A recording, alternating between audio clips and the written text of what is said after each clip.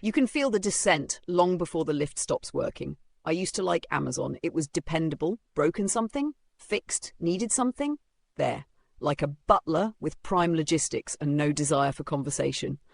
But gradually, quietly, it changed. I'd search for the exact thing, using the exact product name, and still end up wading neck deep in an orgy of sponsored tiles. The item I need will still be there, just now it's somewhere on page 3 behind a Bluetooth-enabled salad spinner and a bikini for a dog. Even when you're not consuming content, Jeep recently added full-screen ads to their car dashboard touchscreens. Samsung's Family Hub smart refrigerators now display ads during idle time, and now Samsung TVs are sold at a loss because they plan to monetize you later through ads and tracking, even across HDMI inputs. Soon, your house will no longer be a home, but a commercial break with a roof. You won't be able to get into your own fridge until the Jet to Holidays advert has finished, or you'll have to wait for the skip ad button to appear so you can start your car.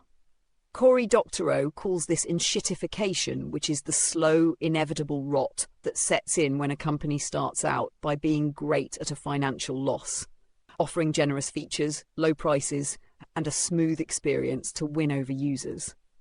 Once it dominates the market and competitors fade, it begins shifting its priorities, squeezing users with fees and degrading quality to serve advertisers or business partners.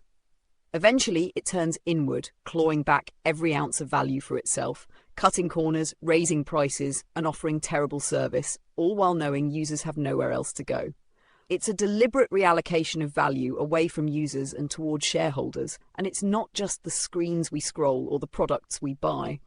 I think for my 2026 bingo card that this applies to democracy also. Capitalism, socialism, communism, or some other hybrid economic system, gift-wrapped with pretty colours and slogans.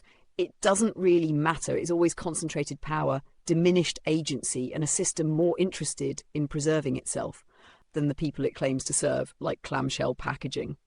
Capitalism looks sexy. It's the top shelf stuff on the magazine stand, freshly pressed, sharp cut, glossy cover for e-cleaning. But then we see America, where capitalism has reached stage 4 of its cancer and has begun to devour its own democratic foundations. Socialism, the halfway house to the economic nirvana that is communism, where workers take the reins and guide the carriage to classless bliss. In practice, has rarely followed the script, with every attempt being less about omelettes and more about breaking eggs. For when a state assumes total control of the economy and the lives of its citizens, even if initially justified by revolutionary ideals or equity, falls toward authoritarianism. Often the justification is survival. The revolution must be defended from internal enemies, class traitors and foreign powers. In the end, the state's grip tightens, and the utopian ideal blurts into dystopian rule like the popping of a spot. But don't think the other side wears a halo. Capitalism, that glistening machine of freedom, innovation and bespoke coffee, hides its rot behind a subscription where you can't even buy eggs, let alone break them. You are free, kinda, like a fish in a tank, and they seem content, I think. I admit I often forget that capitalism isn't about the fat getting fatter, but is actually about competition. And I agree, we do need competition, but it's what capitalism becomes. When there isn't competition, that concerns me. The theory, to my understanding, is that even if you're greedy, you'll be forced to behave because someone else will undercut you, outbuild you, outthink you. But lobbying has now changed what winning means. Now, when a company becomes dominant, its smartest investment is not a new product, but a new rule, such as a compliance requirement that behaves like startup extinction. Suddenly, capitalism isn't competing on the playing field of innovation. It's competing on the playing field of lobbying. Competition dies the way friendships die, not with a dramatic betrayal, but with unanswered messages and a forgotten birthday card.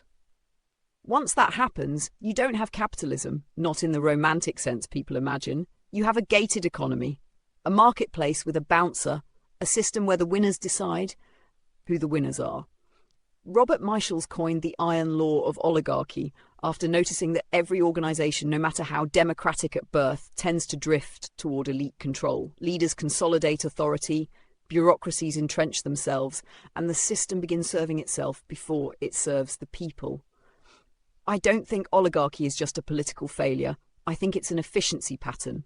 Large systems need management, management becomes class. Class becomes interest, interest becomes self-preservation, and self-preservation becomes ideology. But combine that with technology. Technology has an annoying habit of changing the rules so violently that yesterday's empire wakes up as a museum exhibit for tomorrow's empire. And this is why I think the modern oligarchy is weaker than the traditional one. A feudal lord could be stupid and still survive, because land doesn't require innovation. You can be a medieval parasite for centuries if your peasants can't leave and your neighbours don't have gunpowder yet.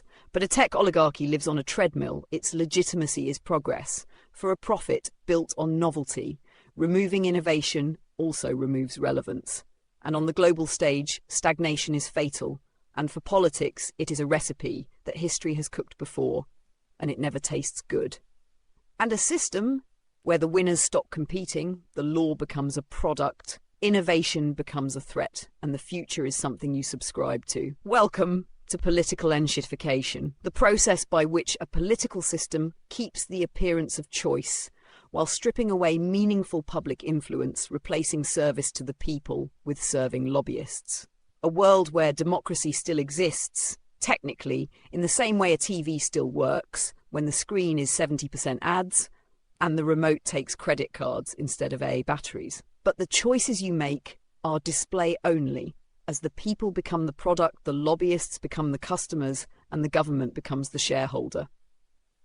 The problem that America faces with its tech-run political Enshittification is when protecting itself by suppressing competition and innovation, it is not securing its future but quietly destroying it.